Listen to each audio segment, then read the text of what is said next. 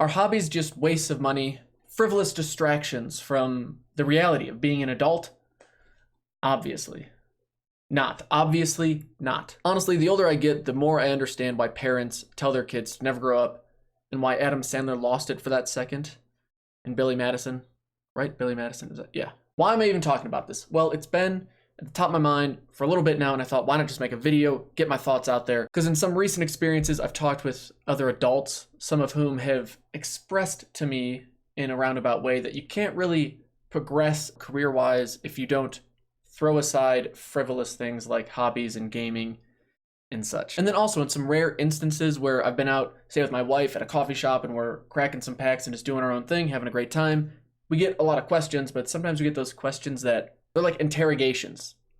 They seem to be far more suspicious of what you're doing than you'd think anyone really should be. And their questions just come off as abrasive, which I usually just chalk up to them having a bad day, or look, we have different interests or whatever. It doesn't really bother me, but if I was told that, or someone came at me in that way and say I was younger or at a different place in my life, I don't know, it might just bring me down way more than you would expect. So in this video, I'm going to talk about hobbies, why I think they're so valuable, specifically magic for me, and why I think they're definitely not a waste, but rather important and somewhat invaluable throughout all stages of one's life. Let's get into it.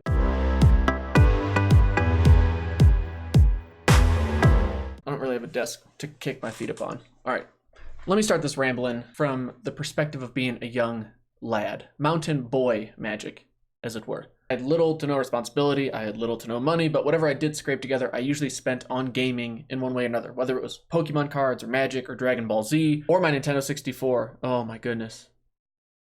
GoldenEye, Mario Kart 64, anyone Team Bowser? Anyway, I was lucky to be introduced to gaming at a young age by my older brother, and I feel really lucky that happened. It gave me a lot of confidence. It showed me I could compete with anybody regardless of where I came from. I was able to show them and myself that I can do this well. Now, to be fair, I learned some tough lessons, which in that setting, being an annoying 9 to 14-year-old kid with mostly adults, yeah, you can learn some invaluable stuff in that environment, both positive and negative couriers for that.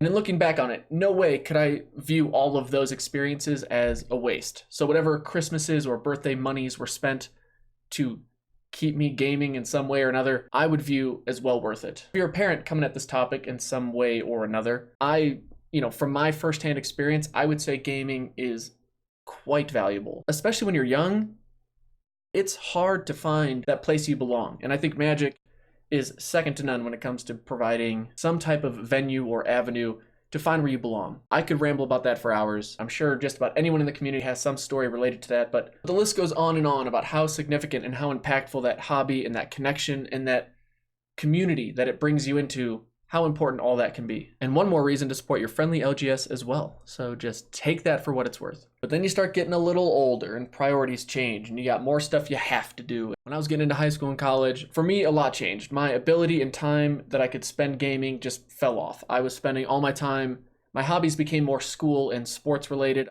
Anyway, what I realized is my hobbies may change, but the significance of them is still always going to be there. They help me decompress, they help me learn new skills, they help me continue to grow as a person, to learn new things, to tackle more complicated and significant challenges in my life. All of that keeps you growing as a person. But now that I am a full-time adulting kind of person, you got to put yourself out there more. You have to find something to stay involved with that gets you out of the house, gets you out of that routine of just, going to work. And it helps to have something to stay involved with. But something I can't figure out is how I always have more to do and less time to do it in. I need a literal time walk. Is that possible? How much do those cost? Good God almighty.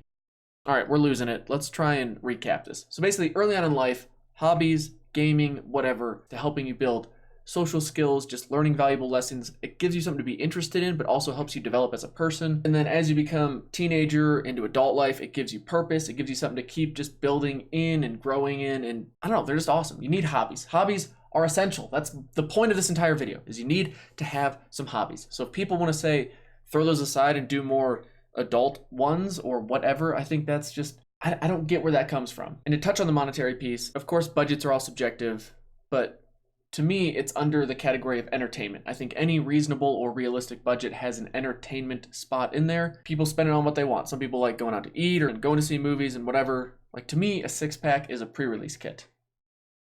Take that for what you will. I don't view anyone else's spending or hobby expenditures any worse than any others. You know what I mean? Because to me, they're all non-essential purchases. So they're all in that same category. They're a luxury. You know, depending on whatever obligations you have, financial or not, depends on how much time and money you can put into it.